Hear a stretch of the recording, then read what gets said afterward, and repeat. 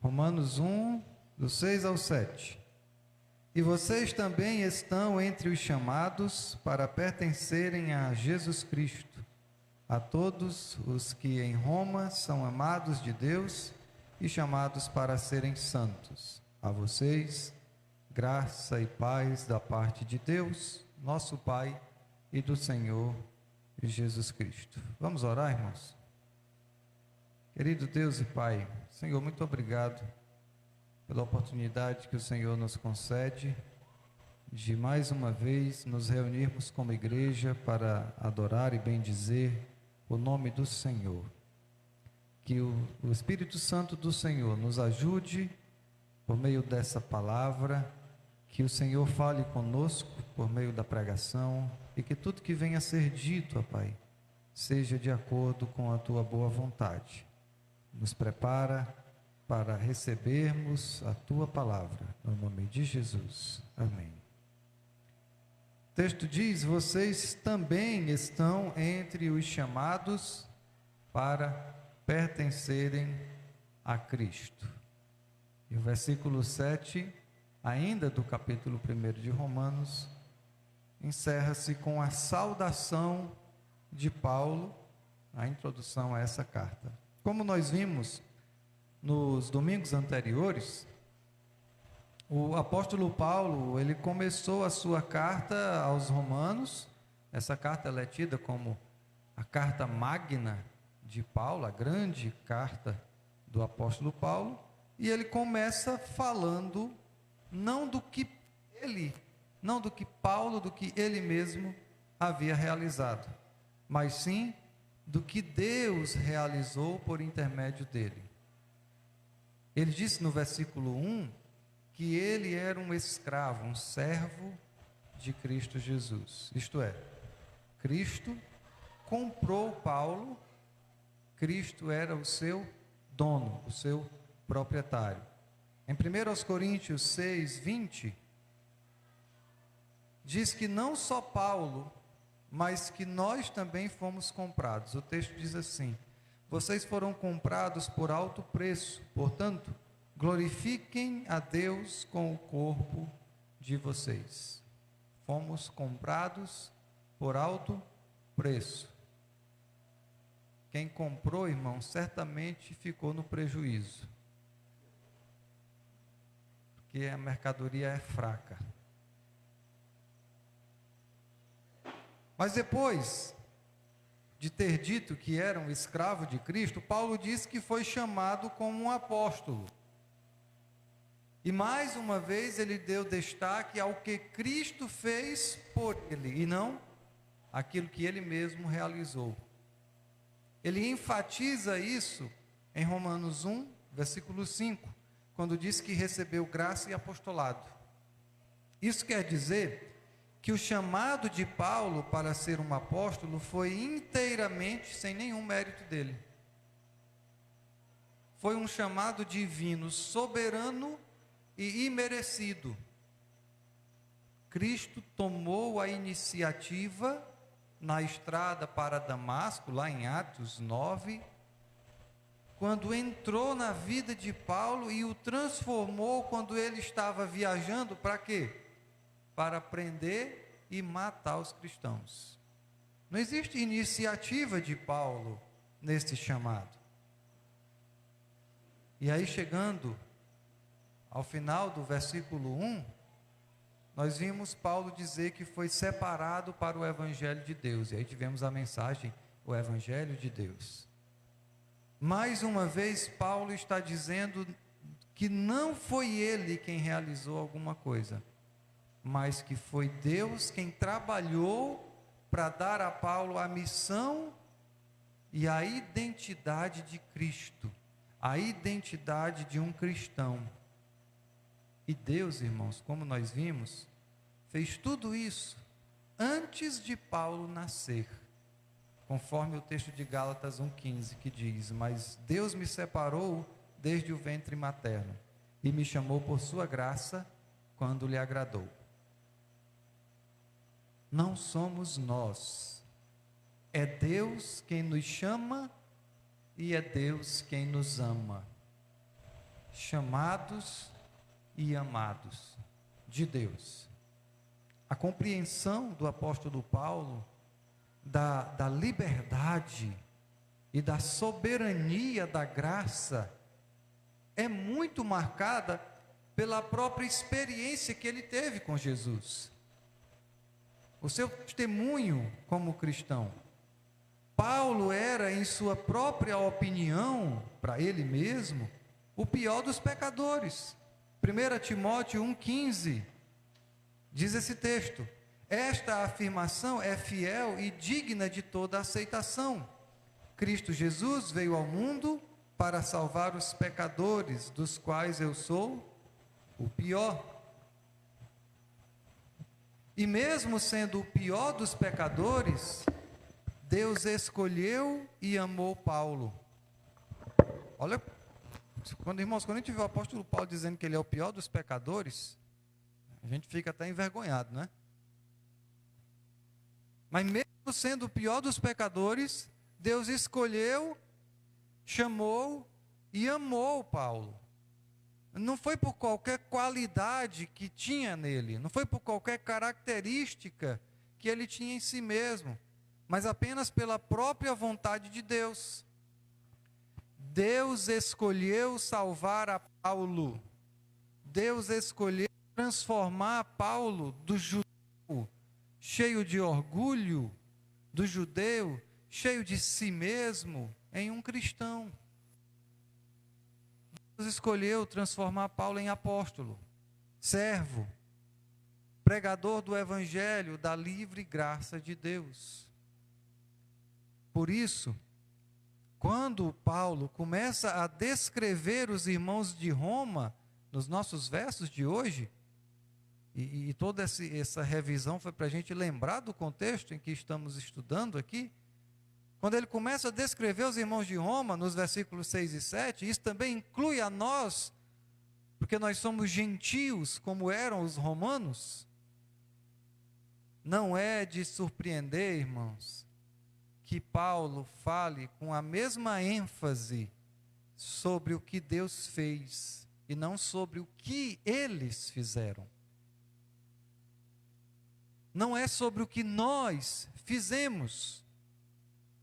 A conversão, o chamado divino, não é sobre o que você fez, é sobre o que Deus fez por você.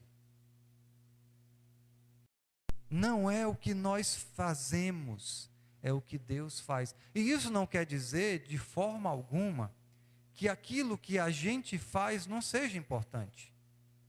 O versículo 5, que já temos,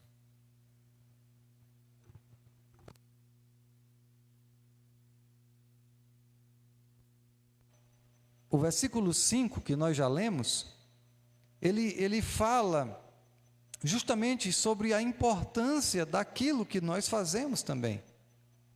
O versículo 5 diz que o objetivo do apostolado de Paulo entre os gentios era a obediência e a fé, nós vimos isso.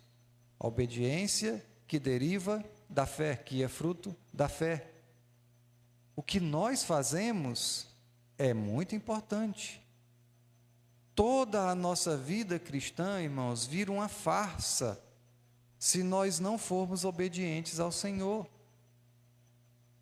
Mas quando Paulo descreve o que significa ter uma identidade cristã, nesses versículos 6 e 7, que lemos, ele não coloca a ênfase naquilo que o crente faz, naquilo que o crente realiza.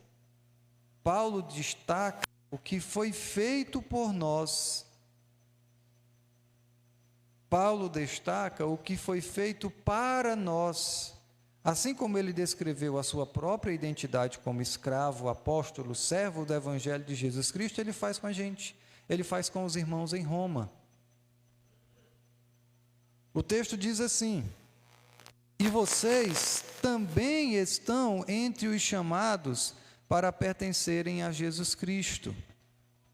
Paulo diz, assim como eu fui chamado para o Evangelho, vocês também foram chamados.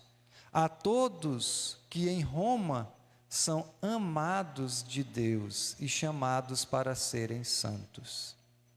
A vocês a graça e paz da parte de Deus, nosso Pai, e do nosso Senhor Jesus Cristo. Paulo usa duas palavras aqui, irmãos, que são muito importantes no ensinamento bíblico sobre a nossa salvação. As duas palavras que ele usa são chamados e amados. Hoje, nós teremos tempo apenas para estudar a primeira palavra, chamados. No próximo sermão dessa série, e nós vamos retornar com essa série em novembro, os irmãos vão ver depois por quê, alguns já estão sabendo.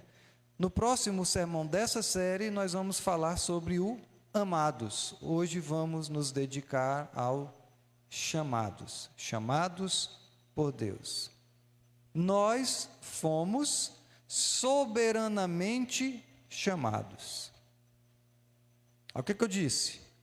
Nós os que cremos em Jesus, fomos soberanamente chamados. E eu repeti porque eu tenho certeza que isso não agrada a todos que escutam. Não agrada ao homem natural um chamado soberano, de forma alguma. Como bons democratas que nós, os brasileiros, somos, um chamado soberano pode causar estranheza, pode causar desconforto a quem escuta. Isso porque nós acreditamos, olha no que a gente acredita, no governo do povo, pelo povo e para o povo, não é? Irmão, não há nada de errado nisso, quando a gente está falando de humanos governando humanos. Tudo bem, porque são iguais. Mas quando falamos sobre a maneira como Deus governa o mundo, a história é outra. Porque Deus não é igual a nós. E nós não somos iguais a Deus. O coração humano é corrupto, é duro, é rebelde, cego e morto para a realidade espiritual. Eu vi hoje uma redação que ganhou um prêmio, né, na Unesco, de uma jovem carioca. Muito boa a redação, mas na redação dela, simplesmente ela acabou com os brasileiros. Falou tudo que os brasileiros têm de pior: desigualdade social, pobreza, egoísmo. Só que eu li aquela redação, irmãos, e tirando todas as características que são próprias do Brasil, como algumas citações ao nosso hino nacional, algum pouco da nossa história, né, da nossa segregação racial, da abolição da escravatura, tirando esses detalhes que são tupiniquins, aquilo dali é o ser humano, não é só o brasileiro. O brasileiro não é nem melhor e nem pior do que nenhum outro. Todo ser humano de qualquer lugar do mundo é pecador.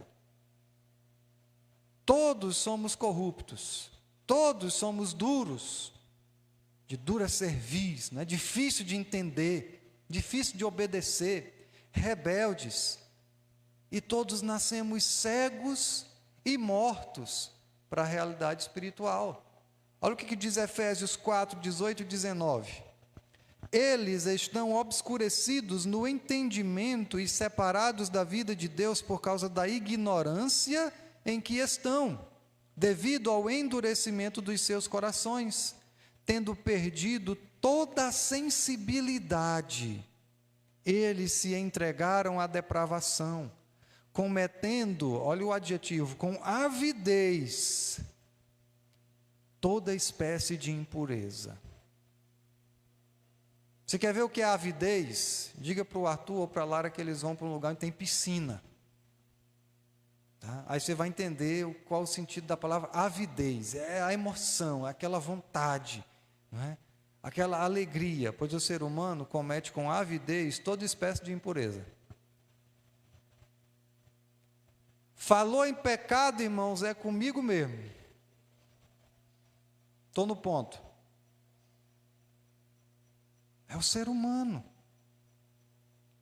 E ele quer ser igual a Deus. Quer sentar-se à direita de Deus. Quer reinar com Deus. Muitos deles querem é destronar a Deus. A única coisa que a autossuficiência e que a liberdade humana pode produzir é mais pecado. A única coisa que o livre-arbítrio humano pode produzir é mais distanciamento de Deus e mais morte. Porque é uma vontade livre, e a nossa vontade é essa. A única coisa que pode nos salvar da nossa própria corrupção é o chamado sobrenatural, poderoso, soberano, irresistível de Deus. Se não for por este chamado, que derrubou Paulo do cavalo, estaríamos todos condenados. E se nós dissermos, irmãos, que Deus chama a todas as pessoas da mesma maneira, se nós dissermos que Deus chama as pessoas democraticamente, quer dizer que nós ainda não entendemos o quão pecadores nós somos, o quão rebeldes, o quão indignos de Deus nós somos. Se Deus chama alguém, Ele o faz gratuitamente, sem nenhum mérito humano. Deus não é obrigado a chamar a todos, porque Ele não chama as pessoas com base no mérito humano, ou nas características humanas. Os valores humanísticos não funcionam com Deus. Mas é um ser humano, sim. Mas só que ser humano não é mérito diante de Deus. Vamos entender isso. A democracia, e mais uma vez, eu não estou falando contra a democracia em um governo de homens para homens. Eu estou falando contra a democracia em um governo de Deus para homens, tá? A democracia, ela está baseada em quê? Nos direitos humanos universais. Todo ser humano é igual. Só que os direitos humanos universais, todo ser humano é igualmente bom, até que se prove o contrário.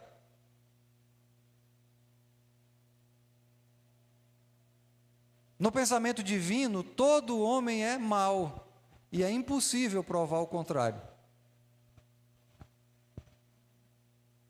Nós, os seres humanos rebeldes, os pecadores, não temos, irmãos, absolutamente nenhum direito diante de Deus. Ninguém pode apontar para Deus e dizer: Senhor, mas eu tenho direito a isso. A não ser que você esteja falando de condenação. Toda condenação divina é justa. E toda salvação divina é graciosa. Como Romanos 9,15 diz: terei misericórdia de quem eu quiser ter misericórdia, e terei compaixão de quem eu quiser ter compaixão. É Deus quem nos chama com base exclusiva em sua própria deliberação e graça, em sua própria vontade. Quando o apóstolo Paulo diz, no verso 6, chamados para pertencerem a Cristo, é isso que ele está ensinando. Mas ele não está apenas ensinando que nós fomos chamados por Cristo. Nós fomos chamados por Cristo, mas não é só isso. Nós fomos chamados para a comunhão com Cristo. Não é um chamado por alguém, é um chamado para alguém. E esse alguém é Cristo. Isso Paulo ensina em outros lugares em Romanos e também ensina em outras cartas suas. Por exemplo, Em 1 Coríntios 1:9, Paulo diz: fiel é Deus, o qual hoje chamou à comunhão com o seu Filho, Jesus Cristo, nosso Senhor. Chamados para a comunhão com Cristo. Isso quer dizer que Deus nos chama e o objetivo desse chamado é nos colocar em comunhão com seu Filho, Jesus Cristo. Não dá para ter sido chamado por Deus e não viver em comunhão com Cristo. E aí, no texto que estamos vendo, em Romanos 6, a frase, chamados para pertencerem a Jesus Cristo. Ou seja, mais uma vez, Jesus é o Senhor e nós somos servos. Nós pertencemos, somos de posse, de propriedade dele. Não é só chamados por Jesus Cristo. Não é como alguém que é convidado para ir a uma festa, por exemplo. Não é? Alguém que é convidado para ir em qualquer lugar, um lugar especial. Esse é um chamado divino para Cristo, para entrar em comunhão com Cristo, para viver em comunhão com Cristo. Aquela falsa ideia de uma vez fui na igreja e lá eu aceitei Jesus e pronto, não quero mais saber de Cristo, não quero mais saber de igreja. Não, o chamado é para comunhão, para ter a vida em comum com Cristo. E outra coisa que precisa ser entendida, irmãos, é que esse chamado de Deus para a comunhão com Jesus é dado a alguns, mas não a todos. E nenhuma injustiça é cometida aqui, porque ninguém tem o direito a esse chamado. Romanos 8, 28, o texto diz assim: sabemos que Deus age em todas as coisas para o bem daqueles que o amam.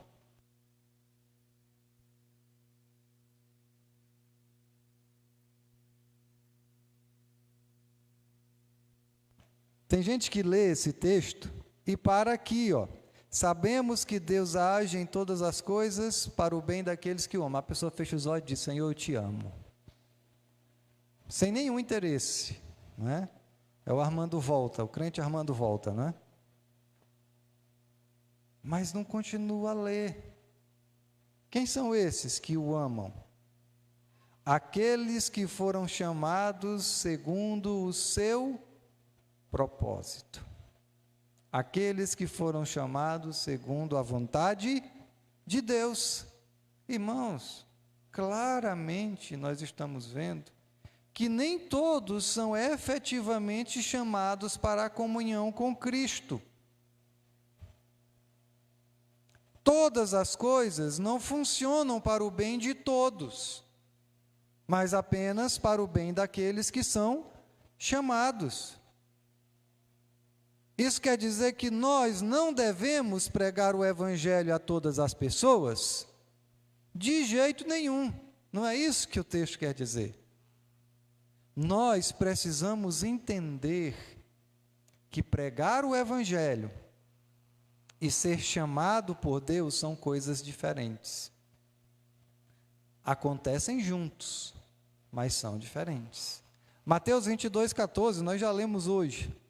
Muitos são chamados, mas poucos são escolhidos. E aí na parábola, os servos daquele senhor saíram convidando todo mundo. E nós convidamos todo mundo: venha para Cristo, venha para a comunhão em Cristo. Todos vêm? Irmão, se viesse, não tinha mais lugar aqui nesse templo para a gente. Tinha que aumentar aqui, tinha que derrubar essas paredes e fazer maior. Não vem. Por que não vem? A gente vai ver já já. Jesus lançou a semente da palavra. E ele fez isso abundantemente. Ele fez isso indiscriminadamente. Ele lançou a semente em todo tipo de solo, não é? Ele não lançou só onde ele sabia que ia frutificar. O semeador saiu a semear em Marcos 4, um dos textos que fala sobre essa parábola. e lançou a semente em todo o solo. Isso nem faz sentido dentro da agricultura, porque quando o agricultor vê que aquele solo não vai dar fruto, ele não vai jogar semente lá. Mas nós lançamos a semente assim como Cristo. E Paulo fez exatamente o mesmo. Paulo chegava em uma cidade qualquer, nas suas viagens missionárias, e aí ele tinha sempre o mesmo esquema. Ele primeiro pregava o evangelho nas sinagogas. Sinagoga era um tipo de templo, só que não era o templo, porque o judeu só tinha o templo de Jerusalém, que era o templo central. As sinagogas, para a gente entender, fazendo uma comparação, era como se fossem congregações. Tá? Então, Paulo chegava na cidade, primeiro ele ia na sinagoga, onde tinha judeus. Demorava pouco lá, porque o pessoal escorraçava ele, botava ele para correr. E aí ele ia pregar nas praças, que também não é a praça que nós temos hoje em dia, tá? As praças eram auditórios a céu aberto, que eram chamados de areópagos. Mas ele fazia isso para que todo mundo ouvisse, todo mundo que pudesse e quisesse e ouvir Paulo. Ele convidava todos para se arrependerem, sem exceção. Olha o texto de Atos 17:30. No passado, Deus não levou em conta essa ignorância, mas agora ordena que todos, em todo lugar, se arrependam. Acontece, irmãos, que esse é o chamado universal do Evangelho. Você precisa entender que o chamado universal do Evangelho não é a mesma coisa que o chamado exclusivo, especial, individual que Deus faz. O chamado universal do Evangelho é aquilo que a gente chama de evangelismo, aquilo que a gente chama de missões. Esse é o chamado universal. Não é desse chamado que Paulo está falando aqui em Romanos 1:6. Aqui Paulo está falando do chamado salvífico de Deus, um chamado irresistível para a comunhão com Jesus Cristo. O Evangelho é sim uma oferta para todos, mas somente quem vê a glória de Cristo, somente quem for chamado para a comunhão com Ele será salvo. Todos que ouvem o Evangelho e creem, com base somente na fé em Jesus Cristo, esses são justificados e são aceitos por Deus. E aí a pergunta que acabei de fazer: mas pastor, por quê que quando o Evangelho é pregado, algumas pessoas acreditam e outras não? Eu vou perguntar melhor: por que que a maioria não acredita e a minoria crê? Se você me perguntar isso, eu lhe respondo com outra pergunta: por que que você creu? Por que que você acreditou no Evangelho quando ele lhe foi pregado? Veja o que Paulo escreveu em 1 Coríntios 1, 23 e 24. Pode passar. Nós, porém, pregamos a Cristo crucificado, o qual, de fato, é escândalo para os judeus e loucura para os gentios. Mas para os que foram chamados, tanto judeus como gregos, Cristo é o poder de Deus e a sabedoria de Deus. O que Paulo está falando aí? Nós pregamos. Esse é o chamado universal. Isso é evangelismo. Isso é missões. Nós pregamos o Cristo crucificado. E ele, de fato, verdadeiramente, é algo incontestável.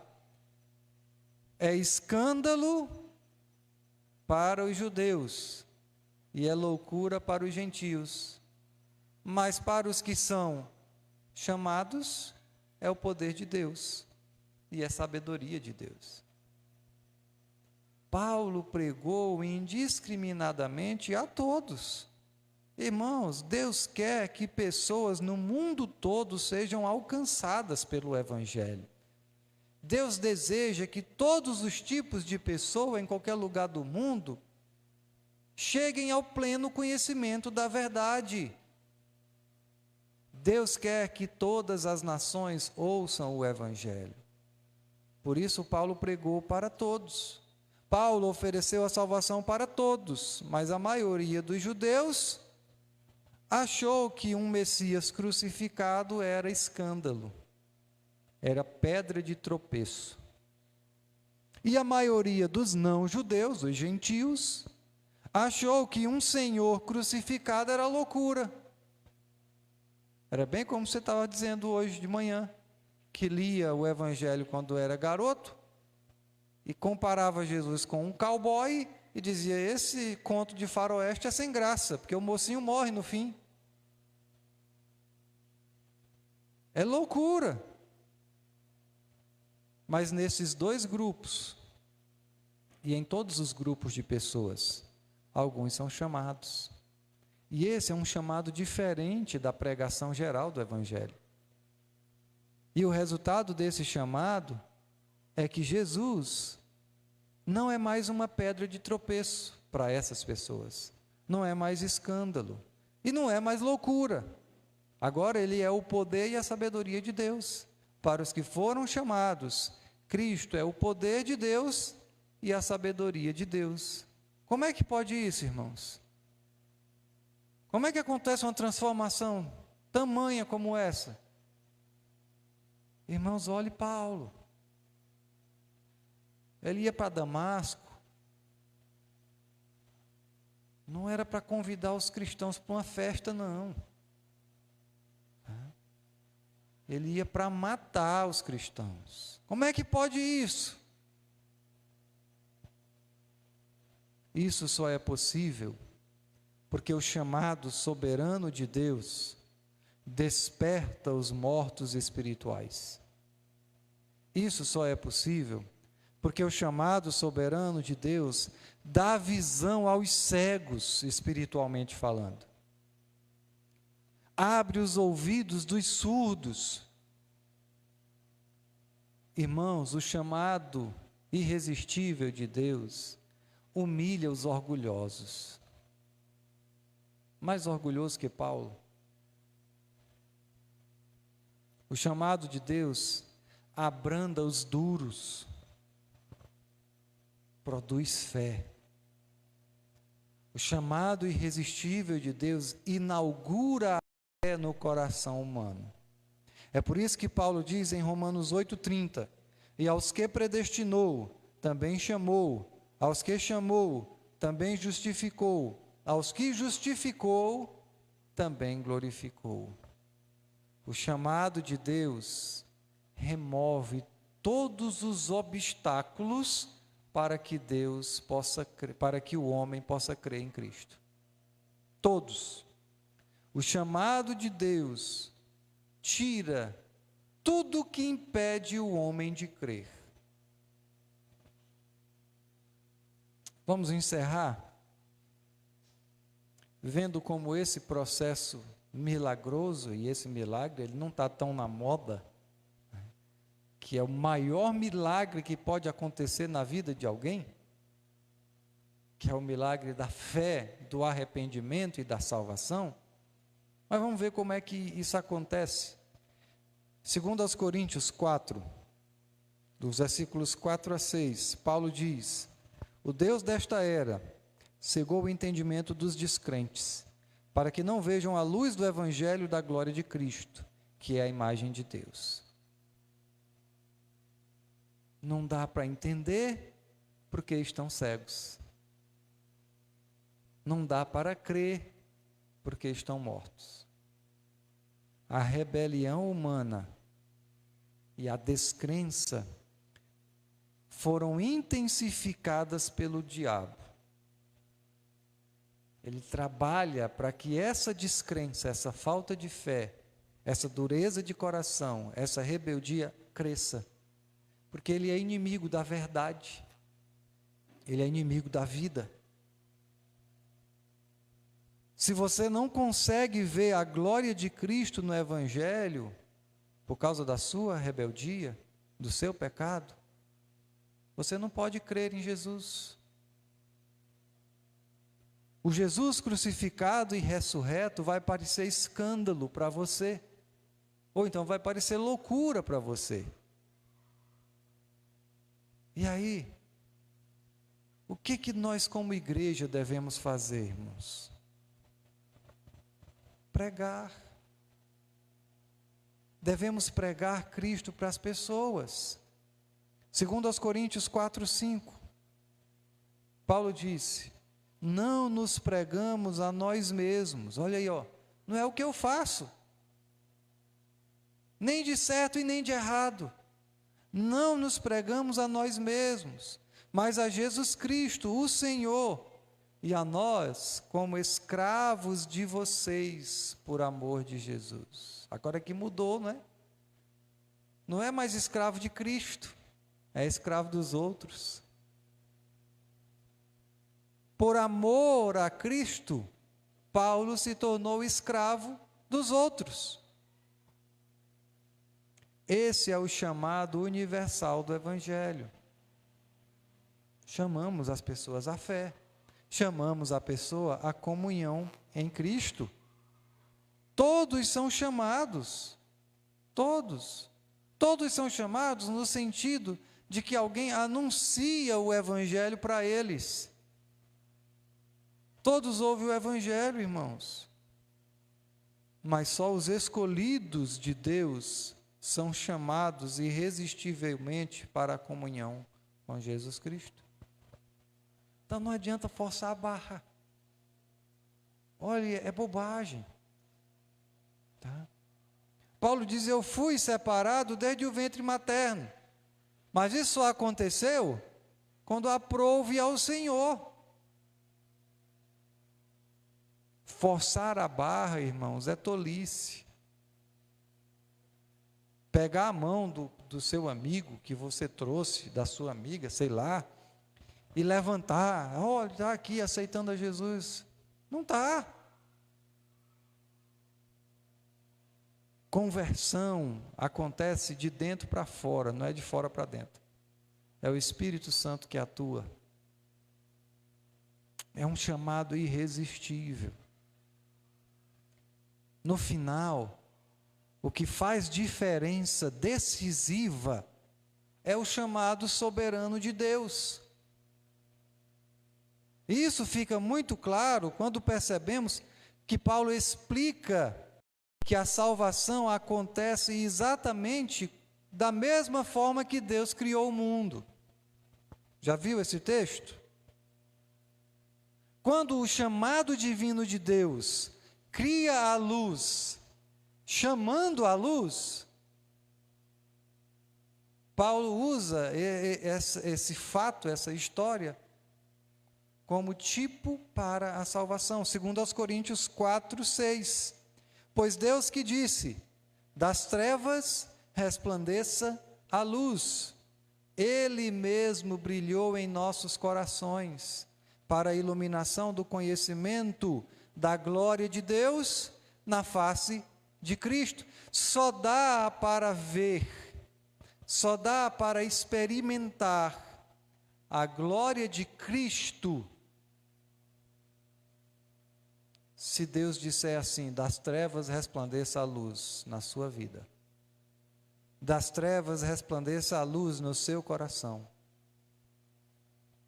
E aí Ele concede nova vida. É nisso que cremos, irmãos. Tanto é que escolhemos esse nome para a igreja. Nova vida.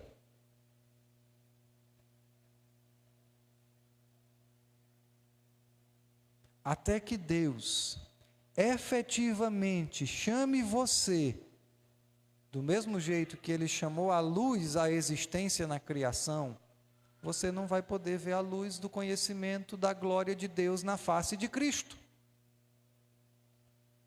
Ou seja, até que Deus chame você das trevas para a luz, Jesus ou é escândalo, ou é loucura, ou é bobeira. ou é conversa fiada, ou é hipocrisia, ou é qualquer outra coisa. Mas não é o poder de Deus e não é a sabedoria de Deus. Mas quando Deus chama você, aí você vê a glória de Cristo. E quando você vê a glória de Cristo, aí você concorda comigo quando eu digo que você é corrupto, que é pecador, que é duro, que é rebelde, que é indigno. Porque agora você tem aquele que é maior para se comparar. Jesus não será mais uma pedra de tropeço para você. Não será mais loucura para você. Ele será para você o poder de Deus e a sabedoria de Deus. E aí você vai se aproximar dele e vai se apegar a ele, vai viver em comunhão com ele, vai amá-lo e vai confiar somente nele. Não faz sentido confiar em Jesus e em mais alguém. Para quê?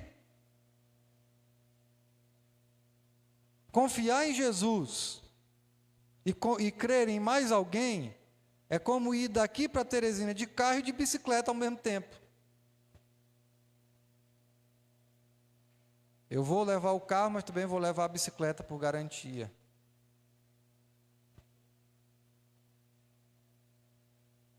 É isso que Paulo quer dizer em Romanos 1,6, quando ele diz: e vocês também estão entre os chamados para pertencerem a Jesus Cristo. Deus falou em nossos corações. Ele disse: haja luz. E aí a luz veio a existir. E nós vimos a sua glória. Nesse instante, ele veio a nós e nos chamou, nos salvou, nos perdoou. Ele nos aceitou, e não o contrário. E ele derramou o seu grande amor em nossos corações. Paulo começou dizendo: foi ele que fez, não fui eu. Descubra quem é você. Você é um cristão ou você é um religioso?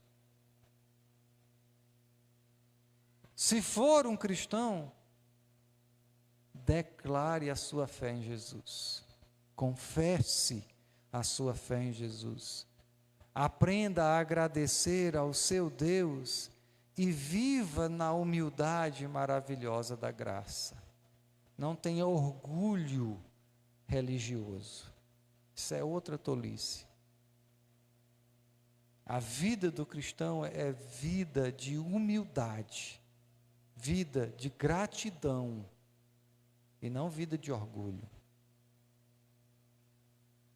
Não vida de vitória, de derrotar os inimigos, os adversários. É vida de humildade. Efésios 5,14 diz: desperta, ó tu que dormes, levanta-te dentre os mortos, e Cristo resplandecerá sobre ti. É assim que ele nos chama. Mortos em delitos e pecados. Assim como ele disse a Lázaro: desperta, levanta-te dentre os mortos, Cristo resplandecerá sobre ti. Esse é o chamado universal de Deus para confessar a Jesus publicamente. Mas o chamado especial de Deus é aquele que acontece no seu coração, e eu não consigo medir. Você pode levantar a mão, mas pode ser falsidade, pode ser emoção. Ou você pode não levantar a mão, e Deus pode trabalhar no seu coração. Deus pode dizer: desperta, ó tu que dormes. Alguém que é ressuscitado dos mortos pelo Espírito Santo deve agradecer a Deus publicamente. Que o Senhor Jesus nos abençoe.